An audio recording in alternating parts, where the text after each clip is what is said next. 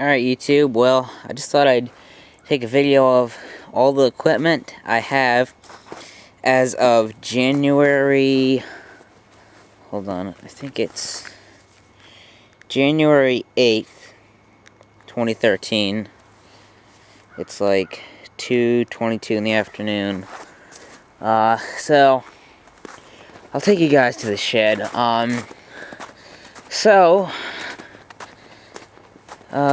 I have lost some equipment, and I've got some new equipment.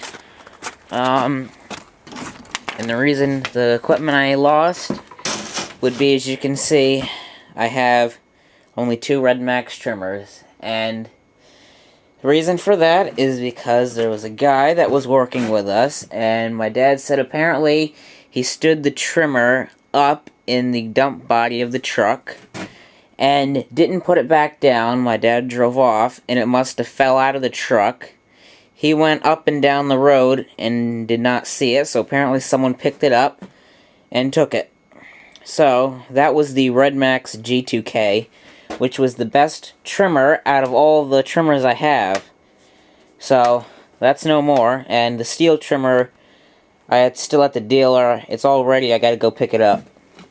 So, I got the 2 trimmers now. And as far as new equipment, new hedge trimmer. So, you guys probably know what it is. It's another Echo. And I know some of you guys are probably gonna say, why did I get another Echo? Well, I'll show you why. Here's the Echo HC150, and that's an Echo HC152.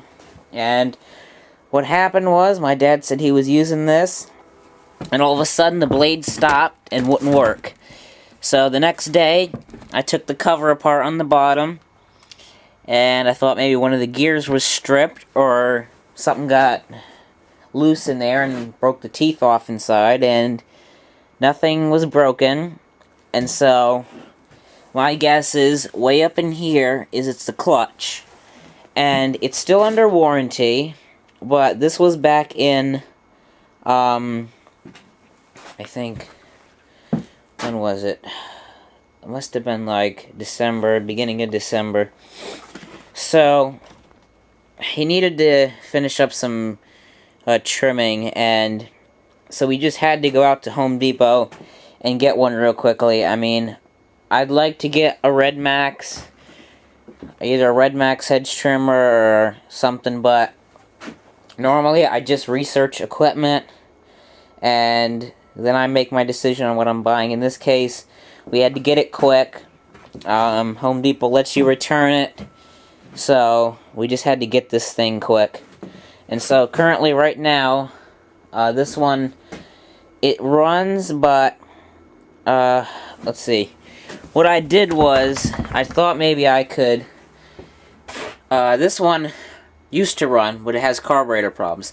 So I tried taking the carburetor off of this one, putting it on that one. Even though they were 2 different carburetors, different models, they fit. And this one still wouldn't run right. Now this one runs, but it doesn't run the best. So I gotta take it to Home Depot and they can send it out for repairs.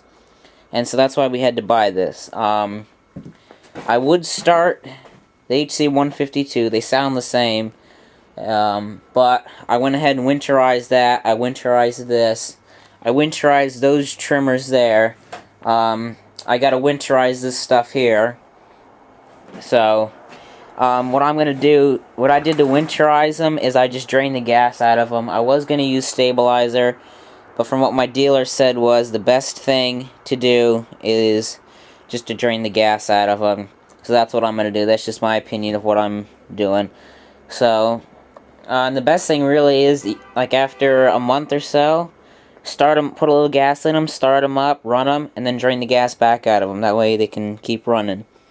So, I will do a cold start soon for you guys, but like I said, it's just winterized, and I don't really want to put the gas back in it.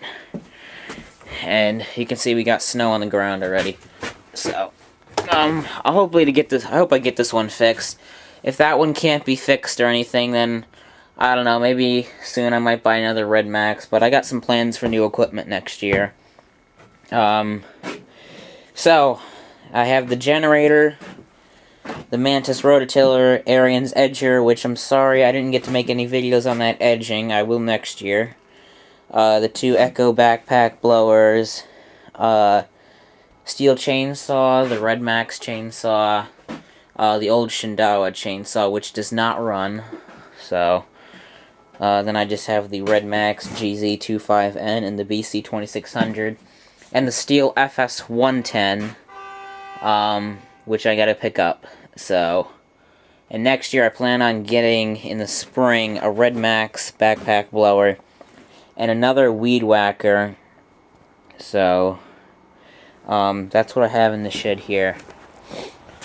So, and I obviously have the Kubota, as you can see there. We haven't gotten rid of that, probably never will.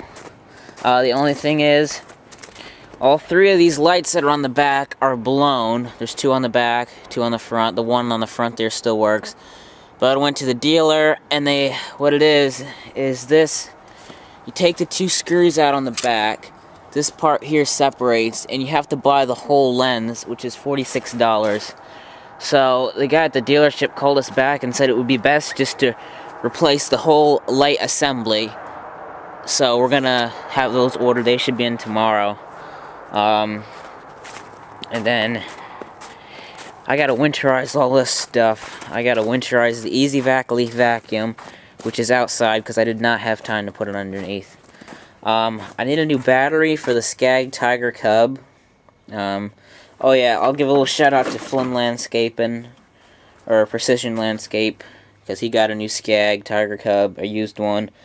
So, I just been charging the battery. I'll get a new battery in the spring. John Deere, the walk behind, Giant Vac, at the trailer, the Allis-Chalmers tractor. Oh yeah, you guys haven't seen this Allis-Chalmers tractor yet.